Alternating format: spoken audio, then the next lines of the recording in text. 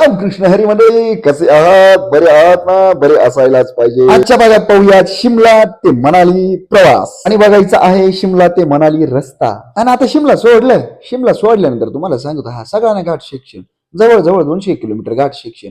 नुसतं या अंगटन ते अंगटन, या अंगटन ते अंगटन, असा जवळजवळ 200 किलोमीटर घाट उतरत गेलो मी. म्हटलं आता हा सरळ रस्ता कधी येईल.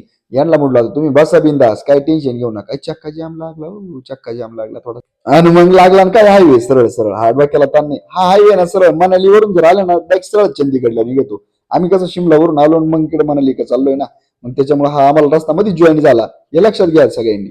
मग तुम्हाला सांगतो हा निसर्ग असा सुंदर. तुम्हाला सांगू रस्ता पण एकदम टॉप टू बॉटम एकदम भारी. हे जरा दरडी बिरडी कोसळायचं, जरा जपून चाला बरं का. हा जपून चालायचं इथून. आणि तुम्हाला सांगतो मग बाजी शेजारी नदी ती, आणि नदीचं ते पाणी पाहिल्यानंतर असं भारी वाटलं. पहिल्यांदाच पाहिलं ना नदीचं पाणी असं एवढं स्वच्छ आणि सुंदर. दगड गोटे पण तुम्हाला सांगतो नुसते गोल गोल गोल गोल. हा थोडी रात्री झाली कुलीला पोचायला, पण तुम्हाला सांगतो वरती पहिले का सुळे डायरेक्ट डोक्या वेली.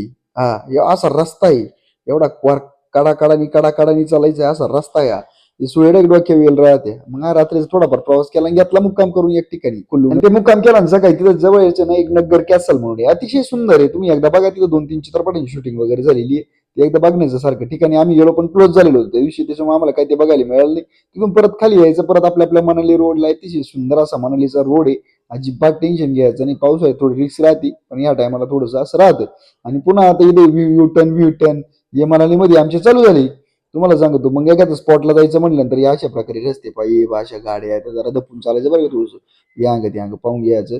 हा रस्त्याला बारीक राहतो, पण त्याच रस्त्याने आपल्याला प्रवास करायचा राहतो, हे 100% लक्षात यायचं. त्याच्यानंतर म्हणलो इथं ये बाबू काय झालं इथं, अहो ते मग प्रलय नाही घालतात, त्या प्रलयाच्या वेळेस इथं प्रलय येत राहते ना, त्यावेळेस हे सगळं गेलं ना वाहून. पुलं एक कोसळलं आणि सगळी गमतच झाली नाही. तर काय सांगा ते दगड पाय एवढ्या मध्ये. आणि गाडी पास होत नाही पुढून. आता ही गाडी आली आणि थांबली, आपली गाडी थांबून यायची, त्याला पास करून द्यायचं, मग आपण गाडी पुढे काढायची. इथं फोटो बिटो काढू शकता, डोक्याला ताण नाही, पण एकदम भारी. काही टेन्शन घ्यायचं नाही. एकदम सुंदर असा प्रवास होतो. अशा प्रकारे रस्ते बिस्ते लागत आहे. पावसाळ्यात थोडं टाळायचं, थंडीच्याच दिवसात जायचं. हा आणि त्याच्यानंतर मग या अशा रस्त्याने थोडं रस्ता काढीत जायचं, निघायचं. मग प्रत्येक स्पॉटला पोहोचायचं. असे छोटे रस्ते आहे इकडे, याची काळजी घ्यायची आपण. जायचं असलं तुम्हाला सांगेल, मग एक तर मला संपर्क करा, नाही तर मग मला घेऊन जाला. असं काहीतरी करायचं आणि जायचं. आणि तेवढं लाईक बी करीत जायचं असं. आणि आवडलं तर तेवढं फॉलो करायचं. मग काय आता तुमच्यासाठी एवढं सगळं नवीन दाखवतोय मी.